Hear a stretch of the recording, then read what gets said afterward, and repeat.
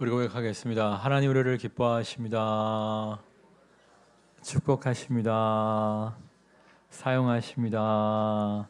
이 사실을 믿고 나아가는 모두가 되시기를 주님의 이름으로 축원합니다. 새해를 앞둔 마지막 주일을 맞아 우리들의 마음속에는 내년에 대한 하나님의 인도하심이 너무나 간절할 것입니다. 하나님, 내년에 무엇을 하기를 원하십니까? 어느 방향으로 가기를 원하십니까? 어떻게 하기를 원하십니까? 정말 그 어느 때보다 새해를 맞이하면서 하나님의 인도하심을 간절히 사모하고 계실 것입니다. 우리가 과연 어떻게 하나님의 인도하심을 발견할 수가 있을까요? 제일 기본적으로 하나님의 인도하심을 발견할 수 있는 방법은 따라하겠습니다. 하나님의 말씀. 우리가 하나님의 말씀을 열심히 듣고 읽고 묵상함으로 말미암아 하나님의 인도하심을 경험할 수가 있어요. 우리가 열심히 하나님 말씀을 듣고 읽고 묵상하다 보면 말씀에 집중이라 그래서 뭔가 한 가지 메시지를 하나님께서 우리 마음속에 지속 반복적으로 말씀하실 때가 있거든요. 예를 들면 아주 오래전에 제가 이제 원망 불평이 좀 많을 때가 있었어요. 근데 이제 말씀을 듣고 읽고 묵상하다 보면 자꾸만 감사해라. 성경을 읽어도 감사해야 된다는 말씀, 설교를 들어도 감사해야 된다는 말씀이 자꾸만 가슴에 오더라고요. 근데 이제 길을 이렇게 가다 보니까 어느 교회 간판을 보게 되었는데 감사교회 이렇게 써 있어요. 그리고 제가 이제 파주 쪽을 좀 우연히 가게 되었는데 감사교육원 이렇게 써 있더라고요. 그래서 야, 하나님은 내가 정말 감사를 회복하기를 원하시는구나 해갖고 감사를 회복할 때 하나님의 놀라운 축복이 저의 삶에, 하나님의 놀라운 인도하심이 저의 삶에 차고 넘치는 것을 경험할 수가 있었어요. 그러니까 요즘에는 제가 이렇게 말씀을 듣고 읽고 묵상하는 가운데 계속 제 가슴에 주시는 말씀은 말씀과 기도에 좀 집중해라, 이런 말씀을 자꾸만 주세요. 제가 이제 지적인 욕망이 있잖아요. 지적인 갈망이 있어서 책들을 좀 많이 보는데 새해에는 독서를 좀 줄이고 성경과 기도, 성경을 보고 기도하는데 좀 더 많은 시간을 할애해야겠다, 이런 생각이 듭니다. 이렇게 얘기하면 여러분 마음속에서 실망 섞인 표정으로 저를 바라보실 분이 있을 거예요. 목사님, 그런 거 말고 이쪽으로 이사 가면 좋을지 저쪽으로 이사 가면 좋을지, 이 직장을 들어가면 좋을지 저 직장을 들어가면 좋을지, 그런 걸 내가 인도하심을 바라는 것이지 뭐 감사해라, 말씀과 기도에 집중해라, 나 이런 거 인도하심 바라는 게 아닙니다, 이렇게 말씀하실 분들이 있을 거예요. 근데 성경을 읽다 보면 하나님께서는 언제나 한 걸음만을 인도하세요. 지도를, 로드맵을 보여주시는 분이 아니라 언제나 한 걸음을 인도하시고요. 그 한 걸음에 순종할 때 다음 걸음을 인도하시는 하나님이에요. 그래서 감사해라 말씀하신 우리가 감사를 회복해야 돼요. 말씀과 기도에 집중해라. 그러면 말씀과 기도에 집중해야 돼요. 그럴 때 그 다음 스텝을, 그 다음 걸음을 인도하시는 하나님을 경험할 수가 있는 거예요. 며칠 전에도 어떤 책을 읽다 보니까 어떤 청년이 지방에 있는 꽤 괜찮은 대학을 다니고 있었는데 서울로 편입 시험을 보거나 편입이 어려우면 다시 재수를 해서 서울에 있는 대학을 들어가고 싶은 마음이 들었다는 거예요. 근데 이제 자기 나름대로 결정하지 않고 마음속에서 말씀과 기도 가운데 하나님의 뜻을 좀 분별하고 싶다, 그런 생각이 들었대요. 그래서 이제 안 나오던 새벽 예배를 21일을 작정하고 나오게 되었답니다. 근데 이제 5일 다니고 안 나왔대요. 이유는 뭐냐면 5일 만에 응답을 받은 거예요. 그러니까 이제 3일째 되었는데 목사님 말씀이 약속의 땅을 떠나지 말라, 이렇게 말씀하시더라는 거예요. 4일째 하나님이 주신 사명의 땅을 떠나지 말라 말씀하시더라는 거예요. 또 5일째 또 목사님께서 섞어서 약속의 땅을 떠나지 말라, 사명의 땅을 떠나지 말라 그러시더라는 거예요. 그 청년이 처음 그 지방대학에 갔을 때 사실 거기도 이제 가까스로 간 거였대요. 예, 다 떨어지는 줄 알았는데 가까스로 간 거예요. 그래서 막 하나님한테 막 감사하면서 내가 여기서 복음의 사명을 감당하겠습니다. 전도자의 사명을 감당하겠습니다. 서원해 놓고 맨날 이제 부어라 마셔라 하고 있었는데 그게 떠오르면서 야, 하나님이 주신 약속의 땅에서 이 사명의 땅에서 내가 사명을 감당해야 되는데 이렇게 반성을 하고 기독교 동아리에 원래 이제 술 많이 마시는 동아리에 들어가서 부어라 마셔라 하고 있었는데 기독교 동아리에 들어가서 열심히 전도도 하면서 그 지방대학을 졸업하게 되었다는 거예요. 그런데 이 친구가 지금 모르는 사실이 있었는데 대기업에서 직원들을 뽑을 때 지방대 TO라는 게 있어요. 서울에 있는 대학 졸업자들만 뽑아주면 지방대가 다 몰락하기 때문에 지방대 TO라는 게 있습니다. 제 친구 중에서 이제 명지 전문대 교수가 있는데 그 친구가 항상 얘기하는 게 그거예요. 서울에 있는 4년제 대학 졸업하고 대기업 들어가는 것보다 우리 명지 전문대 졸업하고 대기업 들어가는 게 더 쉬워. 그래서 명지 전문대 졸업하고 대기업 들어간 다음에 3년이 지나면 명지 대학 4년제로 들어올 수 있어. 그러면 나중에 5년만 지나면 월급이 같아져. 이걸 하여튼 강조를 하는데 지방대도 그런 TO가 있다는 거예요. 그래서 교수 추천을 받는 바람에 오히려 삼성에 들어가는 축복을 누릴 수가 있었다는 거예요.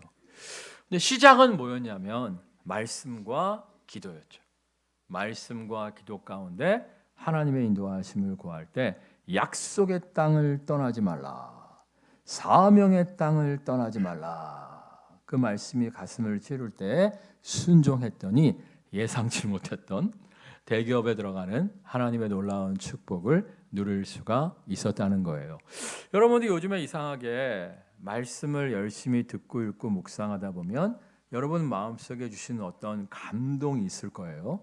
그게 이제 해피한 감동일 수도 있지만 부담되는 감동일 수 있어요. 예를 들면 시어머니를 용서해라 뭐 이렇게 부담되는 감동일 수도 있는데 하여튼 여러분 마음에 부담되는 말씀이라고 할지라도 순종하세요. 순종할 때 그 다음 스텝, 그 다음 발걸음을 인도하시는 하나님의 놀라운 인도하심을 누리게 될 줄 믿습니다. 두 번째로 우리가 이제 하나님의 인도하심을 구할 때 손쉬운 방법은 따라하겠습니다. 열린 문으로 들어가라. 열린 문으로 들어가야 돼요. 그러니까 제가 이제 50대 중반을 넘어서 60대를 향해서 달려가게 됐는데 살아보니까 또 성경 말씀을 이렇게 묵상하다 보니까 열리지 않는 문을 열기 위해서 너무 힘쓰고 애써 노력할 필요가 없겠더라고요. 이 길이 아니면 죽음을 달라. 그래갖고 열었는데 막상 들어가 보니까 별로일 경우가 많아요. 여러분 지금 사는 남편 이 남자 아니면 죽음을 달라. 친정엄마하고 싸워갖고 결혼하신 분들 어때요? 후회하세요? 후회 안 하세요? 대답이 없네. 아무튼 우리가 뭔가를 막 갈망하고 추구해갖고 억지로 문을 열어 제치고 들어갔는데 들어가 보면 오히려 별거 아닌 경우가 사실 상당히 많이 있어요. 성경을 읽다 보면 사도 바울이 이제 소아시아에 있는 에베소 지역에 복음을 전파하기 위해서 힘쓰고 애쓰지 않습니까? 근데 성경을 읽어보면 하나님의 영 성령께서 막으셨다고 나와 있어요. 전도가 좋은 건데 아직 그쪽은 때가 안 됐다라고 하나님이 판단을 하신 거예요. 그래서 다시금 기도할 때 마게도니아의 환상을 통해서 유럽으로 인도하시지 않습니까? 그러니까 유럽으로 갔을 때 정말 놀라운 전도의 열매를 거둘 수 있었을 뿐만 아니라 유럽인들이 많은 후원금을 줌으로 말미암아 그 후원금으로 소아시아 지역의 에베소도 너무나 수월하게 전도의 열매를 맺을 수 있었던 것을 볼 수가 있습니다. 이제 만약에 사도 바울이 아시아 아니면 죽음을 달라, 에베소 아니면 죽음을 달라 그랬다면 유럽 전도의 문도 열리지 않았고요. 유럽인들의 후원 속에 편안하게 소아시아 지역 에베소에 복음을 전파하러 갈 수가 없었을 거예요. 제가 이제 나시 중에 유명한 사람이 별로 없어요. 뭐 장군 중에도 뭐 나아만 장군 말고는 뭐 유명한 사람이 없고, 뭐 나시 중에 유명한 사람이 없어서 나시가 뭐 이렇게 잘하면 굉장히 기분이 좋은데, 여러분 나피디라고 아세요? TVN의 스타 나피디. 나피디 인터뷰를 들어보니까 나피디가 원래 예능 프로그램 PD를 원하지 않았대요. 다른 쪽의 PD를 원했었는데 그 위에서 야 너는 예능 맡아라. 너는 저쪽은 어울리지 않을 것 같다. 예능 맡아라. 그래서 어쩔 수 없이 예능 PD가 됐는데 대박이 난 거예요. 대박이 난 거예요. 그러니까 여러분이 원하는 분이 열리지 않는다고 너무 조급해하고 답답해하고 하지 마시고요. 따라하겠습니다. 열린 문으로 나아갑시다. 열린 문으로 나아갈 줄 아는 모두가 되시기를 주님의 이름으로 축원합니다. 근데 가끔씩 보면 열린 문이라고 생각하고 갔는데 막다른 골목일 때도 있기는 있어요. 우리 10절 말씀 읽겠습니다. 바로가 가까이 올 때에 이스라엘 자손이 눈을 들어 본즉 애굽 사람들이 자기들 뒤에 이른지라 이스라엘 자손이 심히 두려워하여 여호와께 부르짖고. 하나님께서 인도하신 거잖아요. 해안길로 가지 말고 광야길로 가라 말씀하셔서 하나님의 인도하심을 따라갔더니 앞에 이제 홍해 바다가 있는 거예요.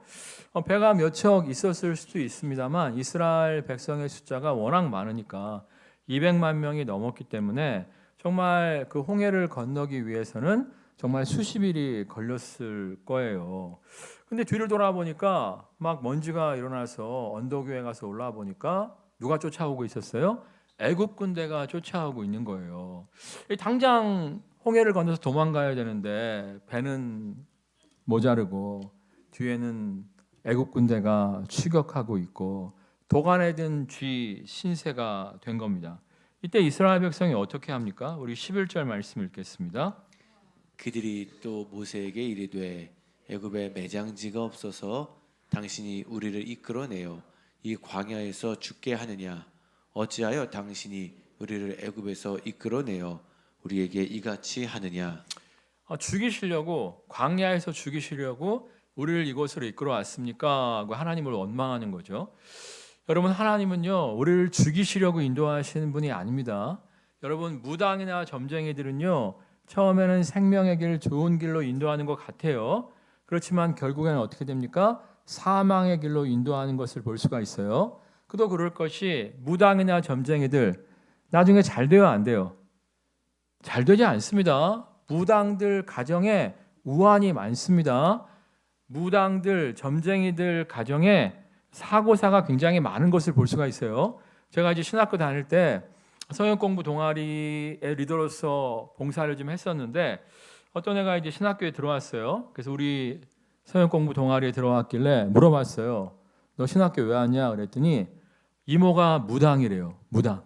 그 집안이 다 무당이래. 무당. 근데 이모가 이제 나이 들어갖고 죽을 날이 얼마 안 남았다는 거예요. 사실 이렇게 많지도 않은 나이인데 암에 걸려갖고 죽을 날이 얼마 남지 않았다는 거예요. 그러면 이제 다 이모의 자식들이 아들이고 딸은 자기밖에 없다는 거예요. 그러니까 이제 엄마 형제들이 좀 있는데 이상하게 다 아들만 낳고 딸이 자기밖에 없다는 거예요. 딸이. 근데 보통 그 신내림은 딸들에게 많이 임하잖아요. 그래서 엄마가 네 이모 죽으면 너한테 신내림이 내릴 건데 너도 봐서 알지만 신내림 받은 친척들마다 대를 이어서 신내림을 받은 거죠. 다 남편이 사고사하고 뭐 비명 행사하고 자식들도 안 좋고 뭐 그랬다는 거예요. 너는 결코 신내림을 받지 않아야 된다. 그래갖고 예수도 안 믿는 애를 신학교를 보냈어. 신학교를.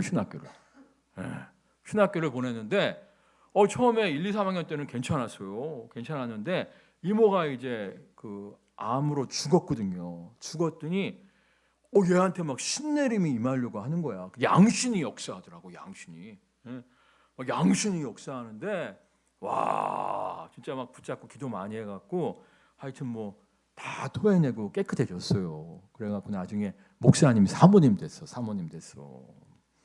근데 하여튼 그 친구의 이야기를 들어봐도 무당들, 점쟁이들은 그 가문이 말로가 다 비참하다는 거예요. 여러분 새해가 가까이 오는데 토정 비결 보실 거죠? 점쟁이 찾아가실 거죠?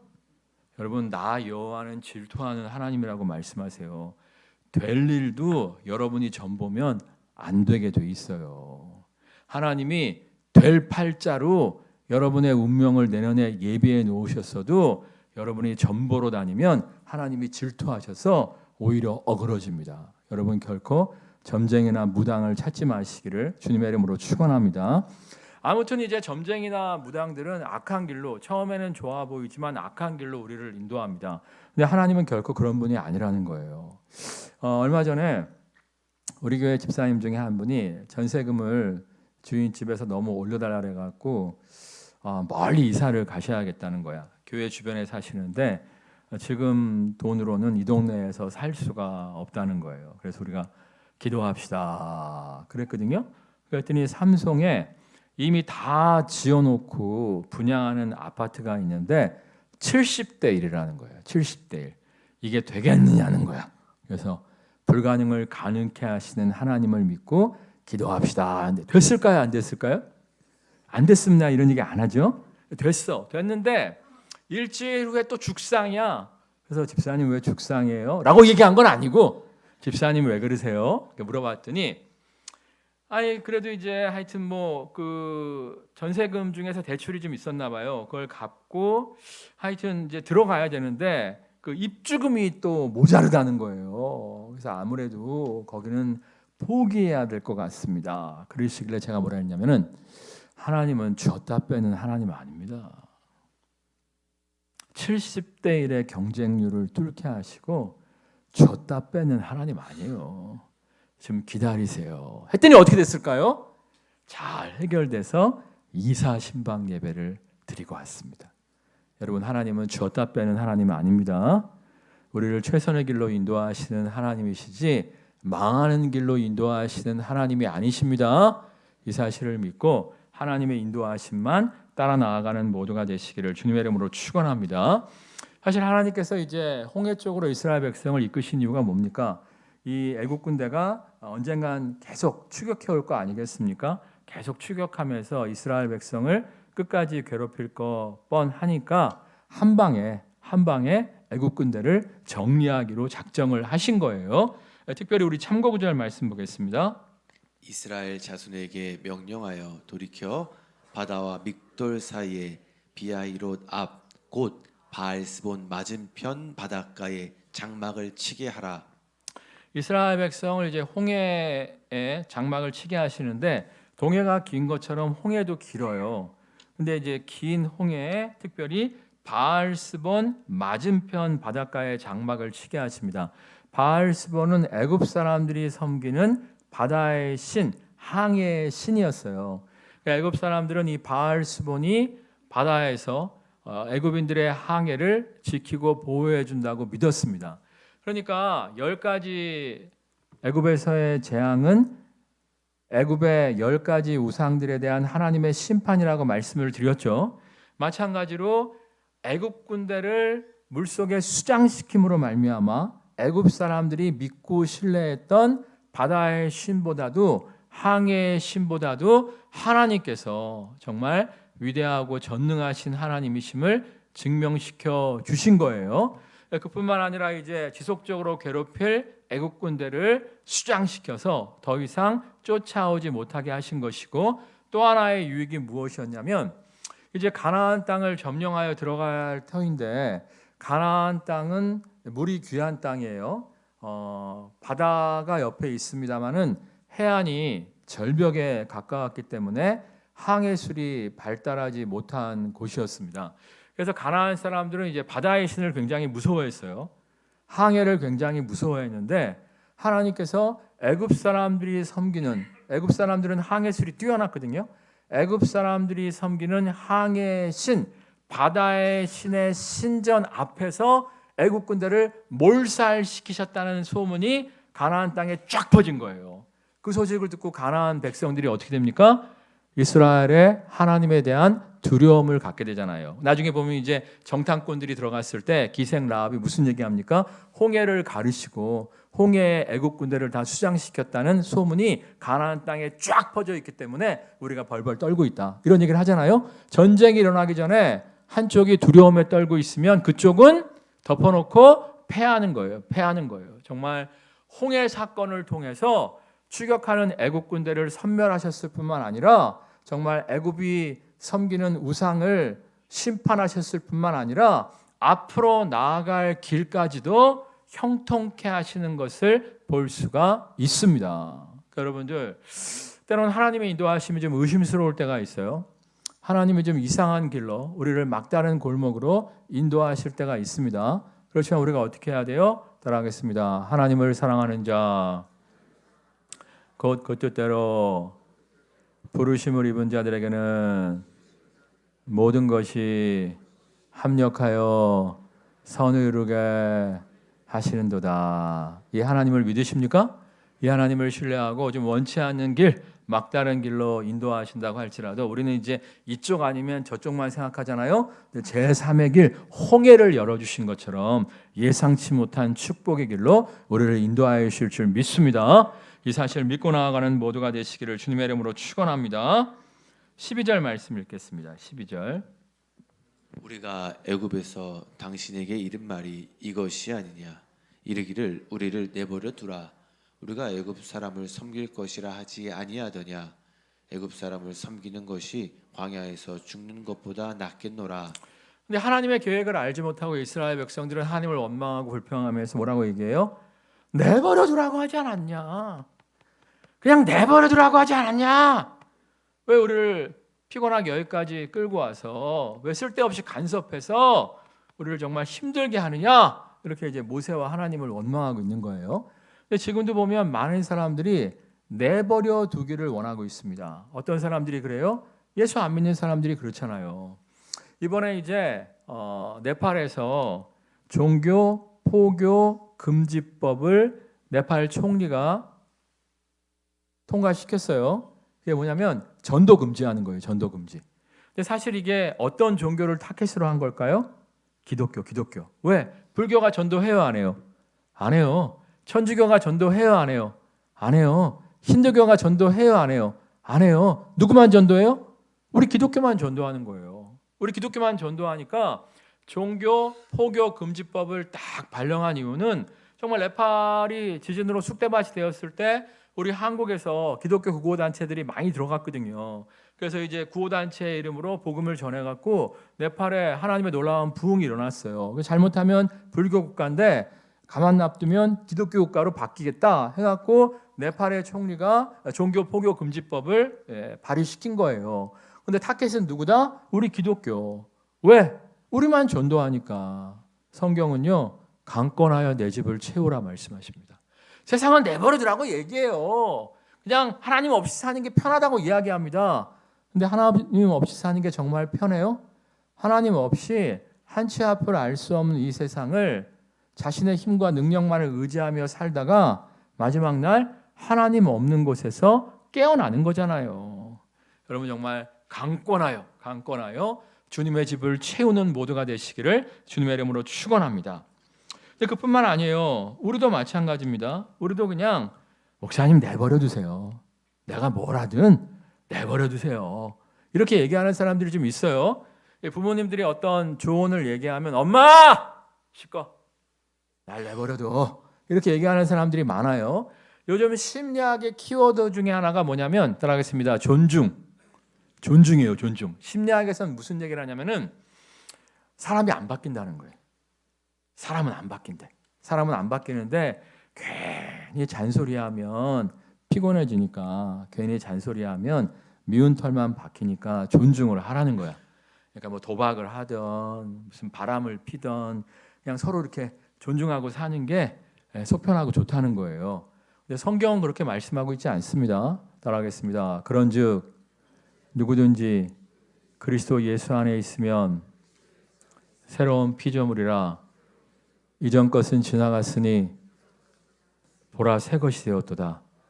사람 안 변하는 거 맞아요. 그런데 우리가 예수님을 진짜 배교로 영접하면 하나님의 영, 예수 그리스도의 영, 성령께서 우리 심령 가운데 임하여 주심으로 말미암아 우리에게 변화의 능력을 허락하여 주십니다. 이 사실을 믿으십니까? 그 성경을 보면 갈대와 같은 시몬이 반석 같은 믿음으로 바뀌어지고요. 보아너게 우리의 아들이라고 불렸던 정말 분노에 가득 차 있던 사도 요한이 사랑의 사도로 바뀌어지는 것을 볼 수가 있어요. 여러분 정말 하나님 안에서 내버려 두세요. 이게 아니라 변화를 갈망하는 모두가 되시기를 주님의 이름으로 축원합니다. 그리고 사실 변화해야 돼요. 바뀌어야 돼요. 우리가 바뀌지 않으면 이 험악한 인생에서 하나님의 승리를 쟁취할 수가 없습니다. 제가 이제 폴 트루니에라고 하는 상담 심리학자를 좋아해요. 이분이 이제 기독교인이신데요. 이분의 명저 중에 이런 책이 있어요. 따라하겠습니다. 모험으로 사는 인생.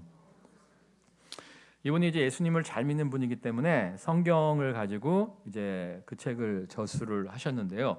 그 책에 보면 예수 믿는 사람들은 모험하는 사람들이라는 거야. 가나안 땅 정복 전쟁도 마찬가지죠. 정말 여리고가 철옹성이고 정말 거인들이었고 정말 그들에 비해서 자기들은 메뚜기에 불과했지만 그들이 정말 강하고 담대하게 진격했을 때 여리고를 점령하는 하나님의 놀라운 축복을 누리잖아요. 그러니까 우리가 이제 모험하지 않으면 천국은 침노하는 자의 것이라고 하나님이 예비하신 놀라운 축복들을 누릴 수가 없다는 거예요. 여러분 정말 천국 본점은 저기에 있지만 우리가 이 땅에서 천국 지점을 누릴 수 있다 없다? 있다고 말씀하고 계시잖아요. 천국 본점은 저쪽에 있지만 우리가 이 땅에서도 주님을 믿고 따르는 삶을 통해서 천국 지점의 삶을 누릴 수가 있습니다. 우리의 삶이, 우리의 가정이, 우리의 일터가 하나님의 나라 천국으로 바뀌어질 수가 있습니다. 근데 이거는 그냥 감나무 밑에서 감 떨어지기만 기다린다고 되는 것이 아니라 정말 천국은 침노하는 자의 것이라고 정말 구하고 찾고 두드리는 자에게 천국이 임한다는 거예요. 그래서 폴 트루니에는 우리가 정말 이 땅에서도 천국의 기쁨을 누리길 원하신다면 뭘 해야 된다? 모험을 해야 된다고 이야기해요. 모험. 그러니까 여러분 가정을 변화시키려면 모험이 필요합니다. 여러분의 인생을 바꾸려면 모험이 필요합니다. 모험이 필요한 거예요. 근데 모험을 위해서는 뭐가 필요해요? 용기가 필요해요. 용기. 근데 용기가 어디에서 나와요? 믿음에서 나온다는 거예요. 믿음. 그러니까 여호수아 갈렙도 남들은 다 우리가 밥이다. 우리는 저 초롱성을 점령할 수 없다. 그러는데 뭐가 있었어요? 믿음이 있었기 때문에 오히려 저들이 우리의 밥이다. 진격하여 나아감으로 말미암아 초롱성을 무너뜨릴 수가 있었다는 거예요. 그러니까 여러분들 믿음이 있으십니까? 근데 용기가 없어. 그럼 믿음 있는 거 아니에요. 정말 믿음 있는 사람은 모두 있어요? 용기도 있어요. 용기가 있을 때 우리가 정말 하나님이 기뻐하시는 모험을 떠날 수가 있는 거예요. 사실은 우리 작은아버지가 저 어렸을 때 덕담을 해줬어요. 너는 행복한 가정을 못 만들 거야. 왜냐하면 행복한 가정에 모델을 본 적이 없잖아. 대현아, 결혼 안 하는 게 너에게 유익일 거야. 이렇게 말씀을 해주시더라고. 그러니까 이제 본인도 결혼을 했는데 별로 이제 해피하지가 않았기 때문에 그러셨던 것 같아요. 근데 제가 결혼을 했을까요, 안 했을까요? 20대 이제 후반과 20대 중반의 딸이 있죠. 결혼도 사실은 모험인 거예요. 모험. 행복한 가정도 사실은 모험인 거예요. 하나님의 약속의 말씀을 믿고 모험을 감행했을 때 정말 우리 와이프는 아니라고 할 수도 있지만 저는 행복한 가정을 꾸리고 있습니다. 여러분 믿으십니까? 그 용기를 내세요. 믿음의 용기 가운데 하나님의 놀라운 승리를 쟁취하게 될 줄 믿습니다. 우리 8절 말씀 마지막으로 읽겠습니다. 여호와께서 애굽 왕 바로의 마음을 완악하게 하셨으므로 그가 이스라엘 자손의 뒤를 따르니 이스라엘 자손이 담대히 나갔습니다.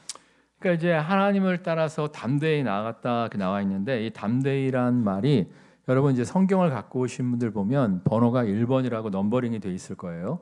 그리고 밑에 뭐라고 써 있냐면 손을 높이 들고 이렇게 써 있을 겁니다. 이게 무슨 뜻이냐면 두 가지 의미를 갖고 있어요. 그러니까 하나님께서 손을 높이 들고 야! 나를 따르라! 이렇게 하신 거예요. 그러면 이제 이스라엘 백성들이 어떻게 화답해야 됩니까? 하나님의 손을 바라보면서 저요! 제가 따르겠습니다! 이렇게 자원하여 나아갔다는 거예요. 이걸 뭐라고 성경은 표현하고 있다고요? 담대히. 그러니까 담대한 삶은 뭐냐면은 환경 바라보고 주저하는 것이 아니라 내 상황을 바라보고 절망하는 것이 아니라 누구를 바라보는 거예요? 하나님의 손을 바라보는 거예요. 근데 하나님의 손만 바라보면 또 의미가 없어요. 하나님 잘 놀고 계시는구나 이러면 소용이 없고요. 하나님께서 야! 나를 따르라! 말씀하실 때 어떻게 해야 돼요? 저요! 하고 손을 들고 따라가야 돼요. 아니, 사실 제가 대학원에서 논문을 쓸 때 이제 저의 지도 교수님 밑에서 7명인가 논문을 썼는데 저랑 어떤 친구 빼놓고 다 떨어졌어요. 그래갖고 그분들은 학교를 좀 더 오래 다녔죠. 저랑 제 친구 2명만 이제 제 시간에 이제 학교를 논문을 패스하고 통과할 수 있었는데 수업 시간에 발자 좀 해올 사람 조용! 발표 좀 해볼 사람 조용! 우리 둘만 7명 중에서 우리 둘만 계속 손들었어요. 계속. 근데 솔직히 얘기하는데 저랑 같이 이제 통과한 그 친구 있잖아요. 그 친구는 나보다 좀 탁월해. 걔 논문은 진짜 잘 썼어. 근데 제 논문은 여러분 중에 제 논문을 선물 받은 사람 있어요? 그 친구는 대학원을 졸업한 지 지금 거의 20년이 됐음에도 불구하고 계속 논문을 또 찍고 또 찍어. 왜 그럴까? 새 가족 오면 주는 거야. 네, 자랑질하느라고. 저는요 최소한을 찍었어요. 네, 왜냐하면 이제 뭐 국회 도서관에도 내야 되고 뭐 하기 때문에 최소한을 찍고 거의 아무도 안 주고 어느 날 다 갖다 버렸어요. 마음에 안 들어서. 근데 내가 통과된 이유가 뭐냐면 내가 아무리 생각해봐도 그거야. 발자할 사람 조용! 발표할 사람 조용! 그랬더니 불쌍해서 통과해 준 거야. 근데 이제 하나님은요 자원하는 심령을 기뻐하십니다. 하나님 우리를 부르세요. 나를 따르라 이렇게 부르시는데 우리 눈치 봐. 이 집사가 부르심에 순종하나 안 하나, 박 집사가 부르심에 순종하나 안 하나 우리가 눈치를 봐요. 예? 성경에 보면 예수님이 베드로한테 너는 나를 따르라. 그런데 베드로가 뭐라 그래요? 근데 저 말고 쟤네들은 어떻게 해? 야, 걔네들 신경 쓸 게 뭐 있어? 너는 나를 따라. 이렇게 말씀하시잖아요. 맞아요. 여러분 눈치 보지 마시고요. 주님이 나를 따르라 말씀하실 때 제가 여기 있습니다. 따르세요. 담대히 주님을 따를 때 예상치 못한 홍해가 갈라지는 축복을 선봉에서 누리게 될 줄 믿습니다. 찬양하겠습니다.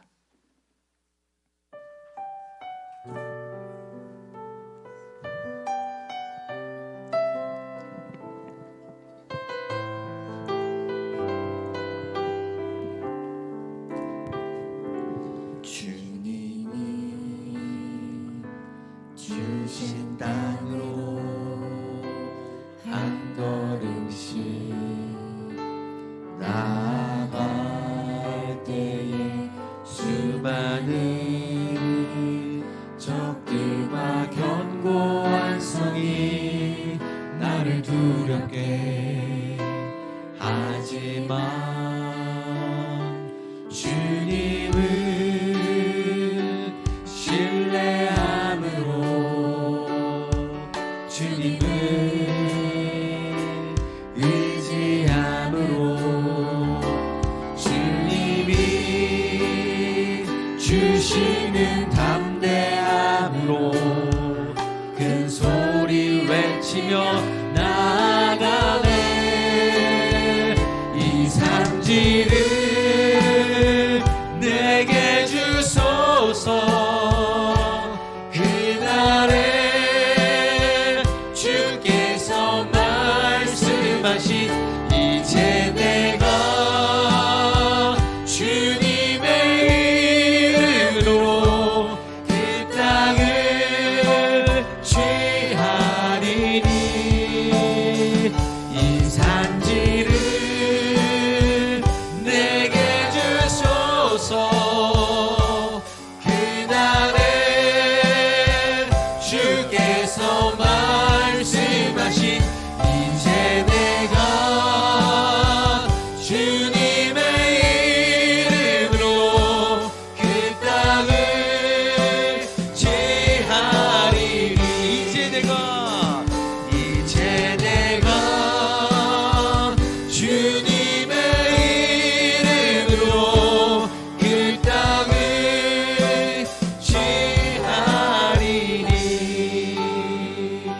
막다른 골목이라 할지라도 새 길을 여시는 주님, 예상치 못한 축복의 길로 우리를 인도하시는 주님만을 믿고 강하고 담대히 나아가게 하여 주옵소서. 나의 연약함과 나의 어리석음을 바라보는 것이 아니라 주님의 손만 바라보며 자원하는 심령으로 주님을 따를 때 홍해가 갈라지는 그 기적을 선봉에서 누리는 모두가 되어지게 하여 주옵소서.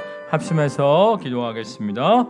할렐루야. 사랑과 은혜가 충만하신 주님 역사하여 주옵소서. 정말 막다른 골목이라 할지라도 세계를 여시는 주님, 예상치 못한 축복의 길로 우리를 인도하시는 주님만을 믿고 강하고 담대하게 나아가는 모두가 될 수 있도록 하나님 역사하여 주옵소서. 막다른 골목이라 할지라도 세계를 여시는 주님, 예상치 못한 축복의 길로 우리를 인도하시는 주님만을 믿고 나아가는 모두가 될 수 있도록 하나님 역사하여 주옵소서. 그를 통하여 가장 최선의 때, 가장 최선의 길로 인도하시는 주님을 만나는 모두가 될 수 있도록 성령 하나님 역사하여 주시옵소서. 하나님 이름 부어주시옵소서. 하나님, 우리가 하나님의 인도하심을 구하며 하나님의 인도하심을 따르는 모두가 되어지게 하여 주옵소서. 때로는 막다른 골목에 갇히게 되었다 할지라도 합력하여 선을 이루시는 하나님을 기대하며 나아가게 하여 주옵소서. 이를 통하여 세상은 길이 없다 이야기하지만 홍해를 가르시는 하나님의 놀라운 기적을 체험하는 모두가 되어지게 하여 주옵소서. 예수님의 이름으로 기도드립니다. 아멘. 우리 고백하겠습니다. 하나님은 홍해를 가르십니다. 우리의 인생의 앞길에 홍해가 가로막혀 있다면 그 홍해가 갈라지는 기적을 체험하는 새해가 될 줄 믿습니다.